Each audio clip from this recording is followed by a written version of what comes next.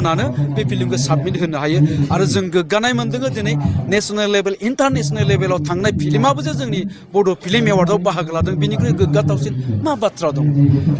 Hello guys welcome to back my YouTube channel नोंथांमोन साफ्रोमखौबो आंनि बे बिबर' यूट्यूब चैनल फिन खनसेबाव आरोबाव बरायहरनाय जाबाय आरोना लोगोफोर एखेबारे भिडिअ लाबोयाबो गोबावसिम आरोना लोगोफोर दिनैहाय लाबोलायबाय आरोना लोगोफोर नोंथांमोना भिडिअखौ मोजां मोनोबा नायलांबानो जाबाय आरोना लोगोफोर आं मोनसे आपडेट गोदानै लाना फैदों लोगोफोर गोबावजों खनसे नोंथांमोना स्राय नायलांनो हागोन आरोना बेखौ लानानै जे दान्थे बिनथान्थे जाबाय बेनि ओंथियानो जाबाय जे बड' फिल्म एवार्डआ दिनै गोजौ मानदान्दानि जाबाय आरो जोङो नुदों जायफ्रा एवार्ड मोनबाय बिथांमोन एवार्ड मोननायफ्रा स्टेजावनो मोदै हुगारदों गाबदों बिनि ओंथियानो जाबाय दिनै बयबो बे बड' फिल्म जा एवार्ड बे एवार्डखौ मोननो थाखाय हांखुर जाबाय आरो बेनि ओंथियानो जाबाय दिनै बे एवार्डआ दिनै गोजौ थाखोनि जाबाय गोजौ मानदान्दानि जाबाय आरो बिथाङा बेजों लोगोसेबो मोनसे खोथा बुंदेरबावनाय खोनादों जे बिथाङा जितु आब' रजनि बसुमतारीनि जा फिल्म गराय फाख्रि बे फिल्मखौ आर्ट फिल्म होननानै बुंदों गिबियावनो आं बेनो क्लारिफिकेसन होगोन बे आर्ट फिल्म नङा आरो बिनि अनगायैबो मोनसे खोथा बुंबावदों जे बे गराय फाख्रिया नेशनेल इन्टारनेशनेल लेभेलसिम थांखानायखौ बड' फिल्म एवार्डआव माबोरै बाहागो लाफैखो सोर बाहागो लादों सोर बाहागो लाया जोंहा बेखौ बुंनो गोनां खोथा गैया मानोना जोंनि कनस्टिटिउसनाव बियो लिरनाय गैया जायफोर माने बर' फिल्म दिहुनगिरिफोर जायफोरा बर' फिल्म बानायबाय बिथांमोनानो बे फिल्मखौ साबमिट होनो हायो आरो जों गोग्गानाय मोनदों दिनै नेशनेल लेभेल इन्टारनेशनेल लेभेलाव थांनाय फिल्माबो जे जोंनि बड' फिल्म एवार्डआव बाहागो लादों बेनिख्रुइ गोग्गाथावसिन मा बाथ्रा दं। दा आंनि मोनसे बाथ्राखौबो बुंगोन जिहेतु बिथाङा एक्सनाव बहाबा माबा गाव एवार्ड मोननांगौमोन होननानै क्लेम खालामदों दा आङो बेखौ मोनसे बाथ्राखौ बुंगोन जे गावनिख्रुइ मोजांसिन मोनग्रा प्रिथिबियाव रावबो थानो हाया दा आंनिख्रुइ बे फैलानिख्रुइ फैलाखौ मोजांसिन मोनग्रा बे बुहुमाव रावबो मानसि थानाय नङा दा थिग बेबायदिनो आंनि सोरजिनाय आंनि बुंनाय आंनि मावनाय दांनाय साननाय हनाय गासैखौबो आङो आंनिखौनो साबसिन होननानै साननानै लागोन दा बेबायदिनो बिथां रबि नार्जारियाबो गोलाव सम गेप्सनि उनावहाय फिल्म मोनसे सोरजिदों निस्सय बिथाङाबो सानगोन आंनियानो साबसिन आंनियानो हामसिन होननानै साननो हायो क्लेमबो खालामनो हायो आरो बुंनायनिबो मोन्थाया दङ दा बिथाङाबो सानगोन आंनियानो साबसिन जादों आंनियानो मोननांगौमोन होननानै दा आंबो सानदोंमोन मोनसे समाव खारन जोंबो फिल्म बानायो हिसाबै हायनामुलि फिल्मखौ जोङो फिल्म एवार्डआव साबमिट खालामदोंमोन बाहागो लादोंमोन बै समाव आंबो सानदोंमोन हायनामुलिखौथ' बयबो मोजां मोनो बयबो मोजां होननानै बुङो माथो गतिके जोंनो एवार्ड मोनगोन आंनि फिल्मानो एवार्ड मोनगोन होननानै आं सानदोंमोन खिन्थु नाथाय जेला फिल्मखौ साबमिट होखांनायनि उनावहाय मोनसेबो एवार्ड मोनाखिसै अब्लासो आंबो बुजिदों माथो आंनिख्रुइबो साबसिन खालामग्रा दङ थ' बिथाङाबो सानगोन साननाया गाज्रि नङा आंनियानो साबसिन जादों आंनियानो मोननांगौमोन होननाया गाज्रि नङा बिथांनियाबो खारन आं दहायनो बुंनाया गावनिख्रुइ साबसिनलाय सोरथो गुबुना गावखौ मोजां मोनग्रा थानो फैलानिख्रुइ साबसिन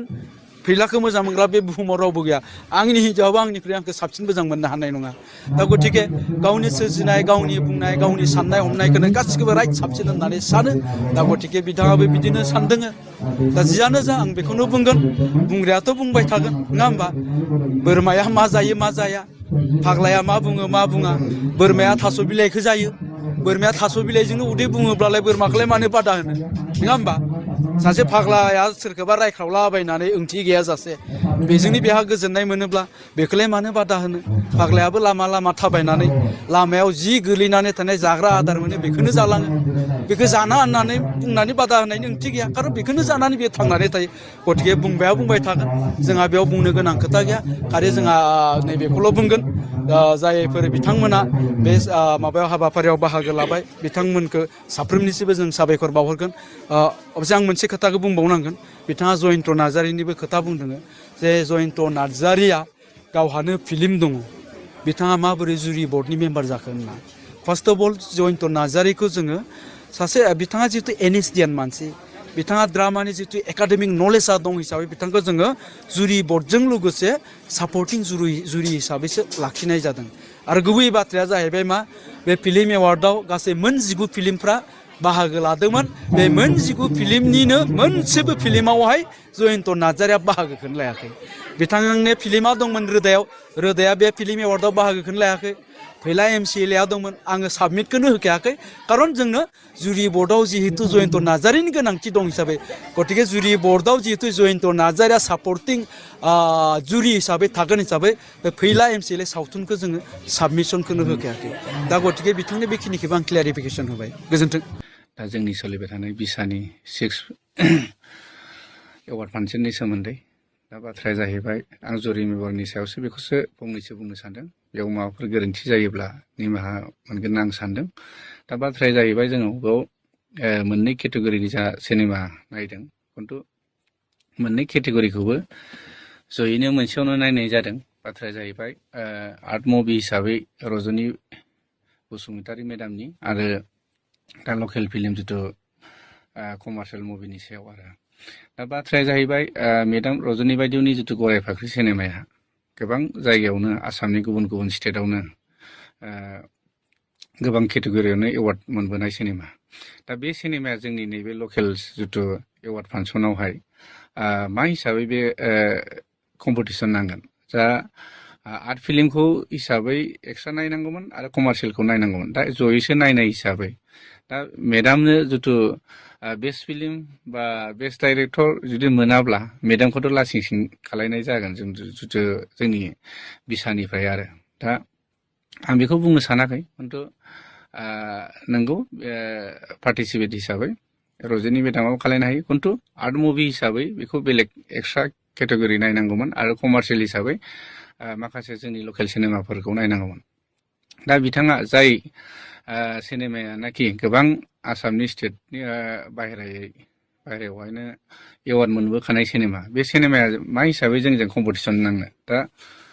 बेनो मथा मथि नांगौबा स्पेसियेल मोनसे जुरि एवार्डनिफ्राय स्पेसियेल एवार्ड होजायोमोन आरो मान सनमान खालामनानै खिन्थु कम्पिटिसनाव होआलासिनो आं बेखौ नुहुरदोंमोन आरो बे आंनि साननायसो आरोखि बे मोनसे थांबाय दा बाथ्राया जाहैबाय दा आंनि सिनेमा थैसाम 2 खौ लानानै आं बुंनो सानदों दा जायनाखि जोंनि सिनेमायाहाय बे बोसोराव आं नुनायाव आरो बांसिन कालेक्सन जानाय हिसाबै आंनि बाजेटआ 60 लाखसनि बाजेटमोन दा बे सिनेमाया मथा मथि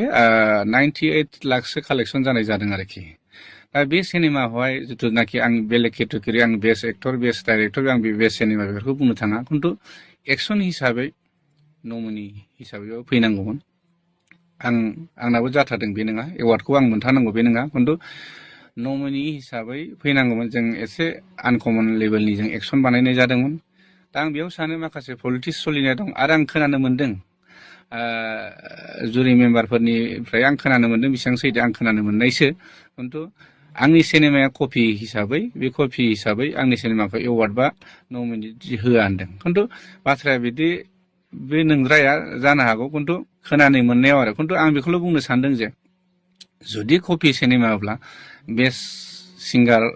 जिथु नमिनेट होदों बेस्ट मेकआप होदों आरो बेस्ट मिउजिक जिथु डाइरेक्सननि जुदि नमिनेट होदों बे बोरै फैनो मोनखो दा बाथ्राया आं खोनानो मोन्दों जयन्त नार्जारि बिथांखौ आं डाइरेक्ट बुंखायो जेथियानाखि आंनि मुभिया रिलिज जादोंमोन अब्ला सानसोराङा गावनि फेसबुक पेजाव मोनसे पस्ट होदोंमोन बेयावनो आंनि सिनेमाखौ बियो इनसाल्ट खालायखादों आरो जयन्त नार्जारियाबो अब्ला बिथाङा दिनै प्रेजेन्ट एक्टिभ जुदि आर्टिस्ट मानसिया मा हिसाबै जुरि मेम्बाराव थानो मोनखो दा गावनिनो मोननै मोनथाम सिनेमा दं जिथु बे एक्टिभ हिसाबै बे बोसोरनि बा थांनाय बोसोरनि सिनेमायाव दा बे सिनेमायावबो थानाय हिसाबै एक्टिभ माने जिथु प्रेजेन्ट जिथु आर्टिस्ट हिसाबै बिथाङा जुरि बर्डआव थानो मोनामोन आंनि नुनायाव आरो मालाया मा सानो खिन्थु आं बेखौ मोजां मोनाखै जेब्लानाखि आं बेखौनो आंनो बेनो लास्ट आं माने बड'सेनि आर्टिस्ट एस'सियेसननि आं एवार्ड फांसनाव आंनि मुभिखौ आंनो बेनो लास्ट आरो नेक्स्ट बाराव आंनि सिनेमा जेसेबां ओंखारदोंबाबो आं हरा आरोखि बे आंनि जिथुनाखि जयन्त नार्जारिया बे जुरि मेम्बाराव थागोन अब्लासिम आं हरा आंजों मा पार्सनेल दुश्मन दं गैया आंहा बेखौ जेबो गैया आं बेजों पार्सनेल जेबो दुश्मन गैया खिन्थु बाथ्राया जाहैबाय जिथियानाखि रिलिज जानाय समावनो बे आंनो मोनसे कमेन्ट होदोंमोन बे नेगेटिभ कमेन्टखौ आरोखि दिनै आंनि सिनेमाया कपि जादों खिन्थु हलिउड बलिउडफ्राबो बिराद कपि खालायो खिन्थु बिथांमोनाबो दिनै बेबायदिनो सोलिदों जानो हागौ आंनि स्ट'रि बायदिसिनाफ्रा कपि जानो हागौ खिन्थु एक्टिं बायदिसिनाथ' कपि नङा एक्सनाथ' कपि नङा ना दिनै रायजोफ्रा हाजार हाजार रायजोफ्रानो आंनि सिनेमाखौ नायदों। दा आं बेलेग केटेगरिखौ बुंनो थाङा, आंनि एक्सनखौ जाने जोंनि आसामनि बा अल आसाम बा अल बड' जोंनि जेसेबां बर'फ्रानो आंनि सिनेमाखौ अनसायदों। बे हिसाबै आंनि सिनेमायाबो कालेक्सन जादों। जिथुनाखि 60 लाख बाजेटनि सिनेमा 98 लाख दासिम माने कालेक्सन जाना दं आरोखि। ओंखायनो आं बेखौ बारा मोजां मोनाखै आरो बिथाङा जुरि मेम्बाराव थानायखौ आं मोजां मोनाखै। जेब्लासिम माने बे जुरि मेम्बाराव थागोन बिथां जयन्त नार्जारिया, अब्लासिम आंनि सिनेमाखौ आङो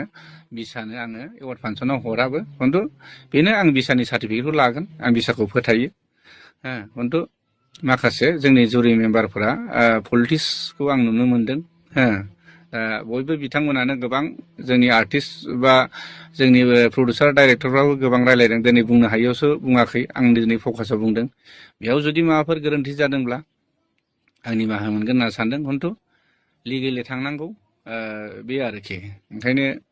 बिथाङा आंनि सिनेमाखौ कपि सपि नाया होनदों। नाया होनदोंब्ला जेबो नङामोन, एलाव होनाङोमोन। आंनिफ्राय फैसाबो लानाङामोन। एवार्ड फांसननि नामाव जोङो जिथुनाखि सार्टिफिकेटनि नामाव जोङो 3000 करि हिसाबै हरो हिसाबै। मानो होनब्ला गोनांथि जायोब्लाथ' जोङो बिसानि जों सार्टिफिकेटखौ लानो गोनां गैखायामोन। मानो होनब्ला जों बिसानि सार्टिफिकेटखौ लानानै आङो दिनै सिनेमा हलावबो सोलिनो हाखाया। अब्लाबो जोंहा मोनसे जोंनि फिल्म इन्डास्ट्रियावहाय लकेल हिसाबै बिसानि जोंहा नेमखान्थि लानाय हिसाबै जोङो सार्टिफिकेटखौ लानो गोनां हिसाबै जोंबो लायो, सनमान खालायो जों बिसानि। जोंबो सासे आर्टिस्ट, जोंबो माने बिसानिनि मोनसे फेमिलि हिसाबै। खिन्थु जों बे बिसानि सार्टिफिकेटखौ लानानै जोङो सिनेमा हलावबो जों देखायनो मोनखाया। जोङो सेन्सर बर्डनि सार्टिफिकेटखौ लाखानांगौ। अब्लाबो जों नेग्लेक्ट खालाया बिसाखौ। बिसाया थांना थानांगौ जेब्लाबो, नैबेखौ जों लुबैयो। भिडिअखौ मोजां मोनदोंबा लाइक, कमेन्ट, शेयार, साबसक्राइब गावस्लाबनो नागिर आरोना लोगोफोर। हेलौ।